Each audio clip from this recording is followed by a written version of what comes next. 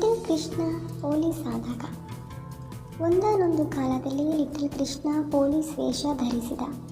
ತನ್ನ ಕೈಯಲ್ಲಿ ಪ್ಲಾಸ್ಟಿಕ್ ಬೆತ್ತ ಹಿಡಿದುಕೊಂಡು ಟೋಪಿ ಹಾಕಿಕೊಂಡು ಗಂಭೀರವಾಗಿ ತಿರುಗಾಡುತ್ತಿದ್ದ. ಗಾಡಿ ಹುಡುಗರೆಲ್ಲ ಕೃಷ್ಣನ ನಾಟಕ ನೋಡಿ ನಗುತ್ತಿದ್ದರು. ಅದೇ ಸಮಯದಲ್ಲಿ ಊರಿನಲ್ಲಿ ಒಬ್ಬ ಕಳ್ಳ ಕಾಣಿಸಿಕೊಂಡ. ಹಣ್ಣು ಚಪ್ಪಲಿ ಕತ್ತುಕೊಂಡು ಓಡುತ್ತಿದ್ದ. ಲಿಟಲ್ ಪೊಲೀಸ್ ಕೃಷ್ಣ ತಕ್ಷಣವೇ ಕೈಯಲ್ಲಿ ಬೆತ್ತ ತಿರುಗಿಸಿದ್ದ ಕಳ್ಳನ ಕಡೆ ಓಡಿದ. ಅಯ್ಯೋ, ಪೊಲೀಸ್ ಬಂದರು ಎಂದು ಕಳ್ಳನು ಆತಂಕಗೊಂಡು ಓಡಲಾರಂಭಿಸಿದ. ಲಿಟಲ್ ಪೊಲೀಸ್ ಕೃಷ್ಣ ತನ್ನ ಬೆತ್ತವನ್ನು ಮೇಲೆ ಎತ್ತಿ, ನಿಲ್ಲು, ನೀನು ನನ್ನಿಂದ ತಪ್ಪಿಸಿಕೊಳ್ಳಲಾರೆ ಎಂದು ಚೀರಾಡಿದ. ಕಳ್ಳನು ಹೆದರಿ ಬೆವರುತ್ತಾ ಅತ್ತೋ ಇತ್ತೋ ಓಡಿದನು. ಕೃಷ್ಣನ ಚಪಲತೆಯಿಂದ ತಪ್ಪಿಸಿಕೊಳ್ಳಲು ಸಾಧ್ಯವಿಲ್ಲ. ಕೃಷ್ಣ ತನ್ನ ಕೈಯಲ್ಲಿ ಇದ್ದ ಬೆತ್ತದಿಂದ ನೆಲಕ್ಕೆ ಬಾರಿಸಿದ.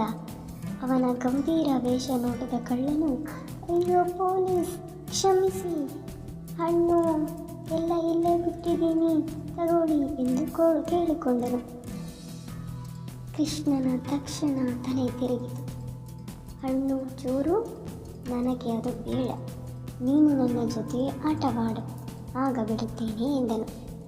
ಕಳ್ಳನು ಆಶ್ಚರ್ಯದಿಂದ, ಆಡುವೆನು ಪೊಲೀಸರ್, ಏನಾಟ ಆಡೋಣ ಎಂದು ಕೇಳಿದ.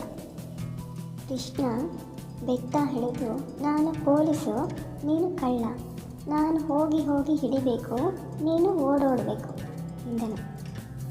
ಅಷ್ಟು ಕೇಳಿದ ಕೃಷ್ಣನು ಆಟದಲ್ಲಿ ಭಾಗವಹಿಸಿ ಓಡಲಾರಂಭಿಸಿದ ಕಳ್ಳ. ಗ್ರಾಮಸ್ಥರು ಈ ದೃಶ್ಯ ನೋಡಿ ನಕ್ಕು ನಕ್ಕು ಕೈ ತಟ್ಟಿದರು. ಕೃಷ್ಣನ ಪೊಲೀಸ್ ಆಟದಲ್ಲಿ ಎಲ್ಲರೂ ಹಾಸ್ಯದಿಂದ ಆನಂದಿಸಿದರು. ಆ ದಿನದಿಂದ ಕೃಷ್ಣ ಪೊಲೀಸ್ ಮತ್ತು ಕಳ್ಳನ ಆಟ ಊರಿನಲ್ಲಿ ಪ್ರಸಿದ್ಧವಾಯಿತು. ಎಲ್ಲರೂ ಕೃಷ್ಣನ ಪೊಲೀಸ್ ಅವತಾರ ನೋಡಲು